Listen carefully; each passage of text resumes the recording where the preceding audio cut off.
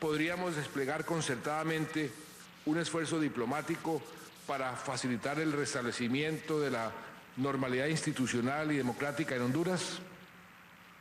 Tendiendo puentes, todo es posible. Como presidente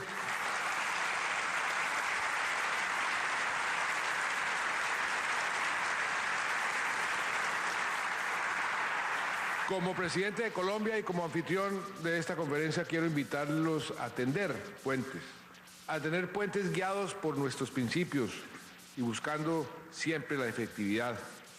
Así como el ejemplo de Venezuela y Colombia ilustra bien el poder y la magia de buscar soluciones mediante el respeto por las diferencias, mediante la cooperación y la solidaridad. Hay otros casos que, por el contrario, son ejemplo de todas las frustraciones que genera la falta de concertación y la falta de puentes eficaces entre nosotros. Me refiero a un tema que personalmente me toca el alma. Me refiero a la tragedia de Haití. Observando lo que ahí ha ocurrido en la última década, encontramos que cada país coopera a su manera con Haití y coopera según sus propios intereses, creando una especie de cacofonía de buenas intenciones, pero pobres resultados. Además, a toda esa buena voluntad le ha faltado lo más importante: conocer qué quiere y qué necesita realmente el pueblo haitiano. En vez de impulsar agendas propias, debemos acoger como nuestra la de su propio país, la de su propio gobierno, que conoce mejor que ninguno de los aquí presentes las necesidades urgentes de su gente. No podemos llegar a otra próxima cumbre invocando un espíritu hemisférico si no somos capaces antes de contribuir colectivamente a que Haití entre con vigor y por la senda del crecimiento a la superación de la pobreza.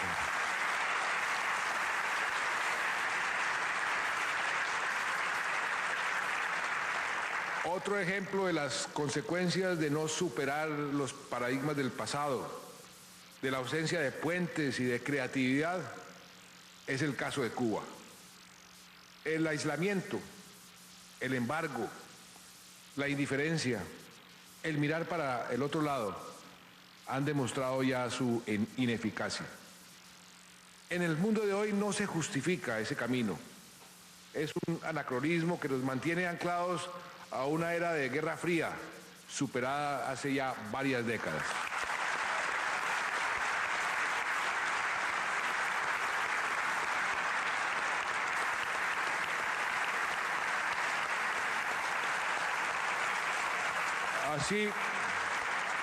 Así como sería inaceptable otra cita hemisférica con un Haití postrado, también lo sería sin una Cuba presente.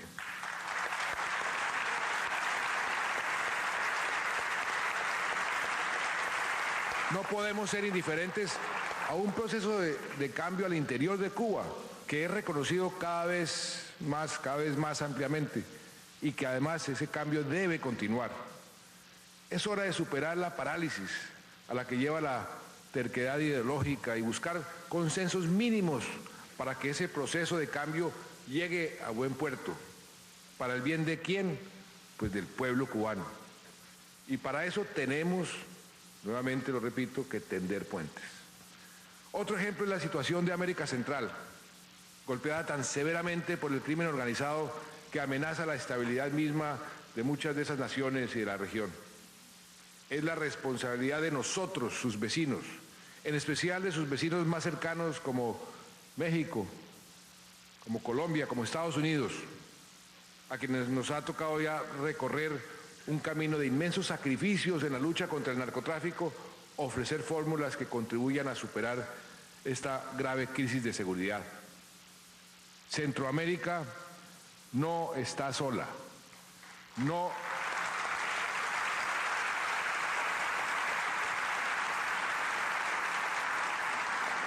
podemos llegar a la próxima cumbre sin las victorias decisivas que anuncien que vamos a liberar a los pueblos centroamericanos de las garras de la violencia. Y permítame mencionar también el caso de mi propio país. Colombia sufre, como todos ustedes saben, un conflicto intolerable de casi medio siglo, el conflicto interno más antiguo del mundo actual, el más antiguo del mundo actual. En los últimos tiempos hemos avanzado como nunca antes en la superación de ese conflicto. Y lo vamos a seguir haciendo, no solo con una firme política de seguridad, sino atendiendo las demás condiciones que han contribuido a mantener ese conflicto vivo.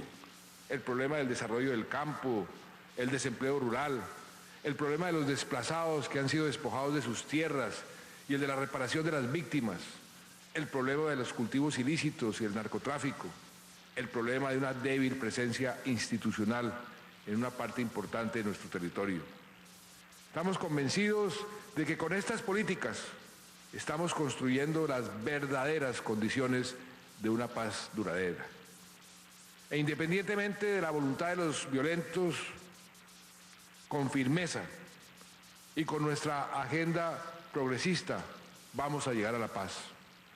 Y cuando encuentre que existen las garantías mínimas para entablar un proceso que lleve de manera creíble y realista a la terminación del conflicto, no me temblará la mano para iniciar.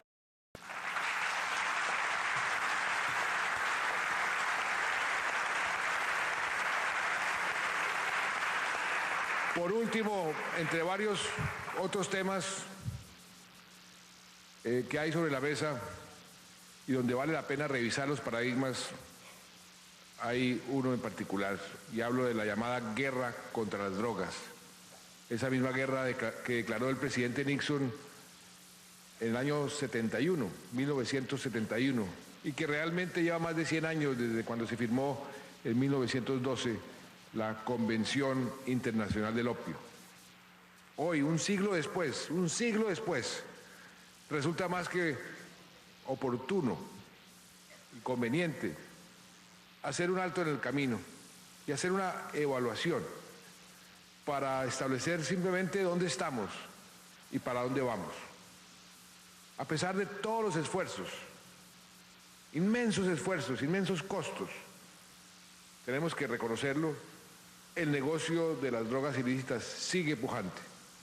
La drogadicción en la inmensa mayoría de los países es un problema grave de salud pública. El narcotráfico continúa siendo el principal financiador de la violencia y del terrorismo.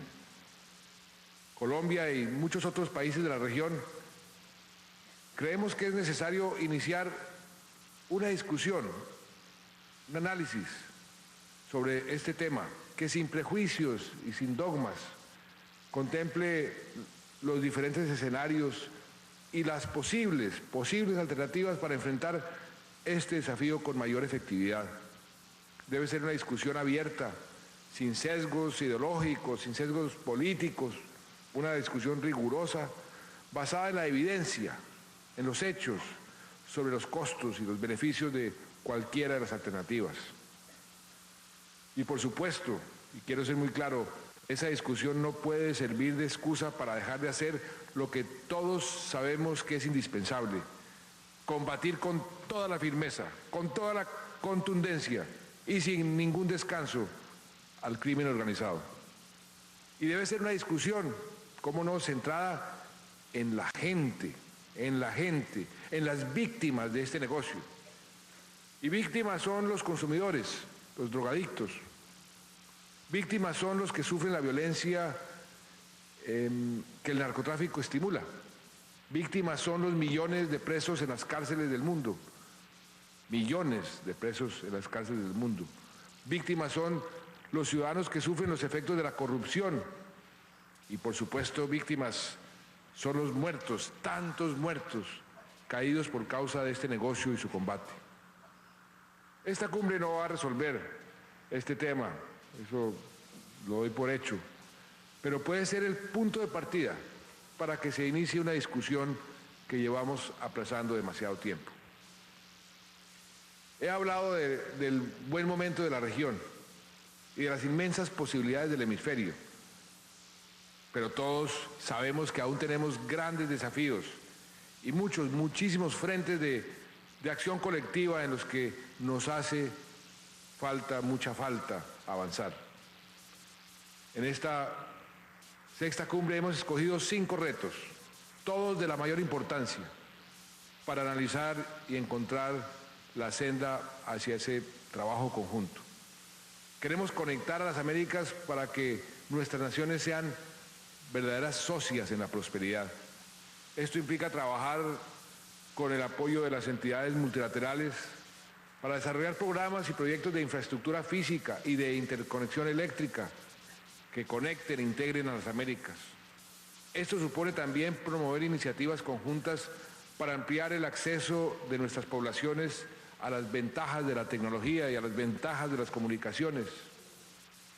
Estamos también hablando de establecer una coordinación adecuada para prevenir y reaccionar frente a los desastres naturales, cada vez más frecuentes y cada vez más devastadores, entre otros por los efectos del cambio climático.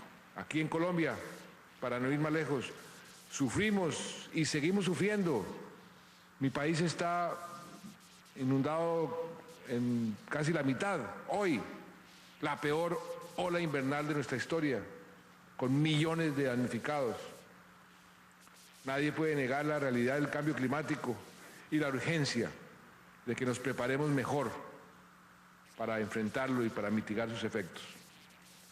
Otro tema fundamental es la seguridad ciudadana, que es percibida por los habitantes de las Américas como uno de los problemas que más los afectan. Es mucho lo que podemos hacer conjuntamente para prevenir y combatir la violencia, la corrupción, la delincuencia organizada. Y Colombia tiene mucho que aportar en esta materia, porque hemos venido acumulando logros y lecciones. Y finalmente, el tema esencial, fundamental, prioritario, de la reducción de la pobreza y de la inequidad, también debe ocupar nuestras deliberaciones. Es destacable que entre el año 2001 y el año 2010 la pobreza de América Latina ha bajado del 44 al 31%. Pero estos avances, por muy importantes que sean, no son suficientes. Todos nuestros esfuerzos, y en esto son muy valiosas las conclusiones del Foro de Actores Sociales que se realizó simultáneamente con esta cumbre, deben destinarse prioritariamente a convertir la prosperidad económica en prosperidad social. Y hablando de prosperidad económica, valga resaltar que esta semana, por primera vez, tuvimos en forma simultánea una cumbre de líderes empresariales del hemisferio, que reunió a las más importantes cabezas del sector privado de las Américas. Fue una cumbre en la que no solo se habló de negocios, de oportunidades y de inversión, sino de cómo hacer que la iniciativa privada sea también un actor central en la generación de empleo y sea también un socio en la eliminación de las desigualdades. Porque de nada nos sirve el crecimiento, de nada sirve la estabilidad macroeconómica o el libre comercio, si todo eso no se traduce en una reducción de las brechas sociales y en más oportunidades de ingreso, en más oportunidades de empleo y en calidad de vida para nuestros pueblos. No olvidemos jamás que esta cumbre no se trata solo de gobiernos o de intereses políticos, se trata de la gente, de gente con necesidades, de gente con urgencias, con carencias, que demandan nuestra acción efectiva y nuestra acción coordinada. Así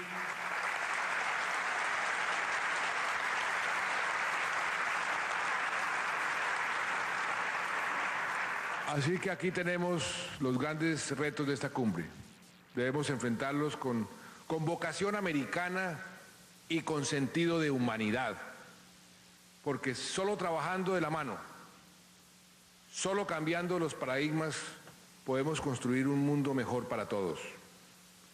Los invito a que tendamos puentes, los invito a que seamos socios por la prosperidad, a que seamos socios por nuestra gente.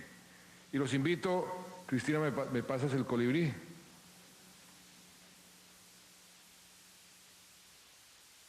A lo que dijo esta niña, que este colibrí nos dijo, y me dijo a mí también, que estando más unidos seremos una mejor América. Muchas gracias.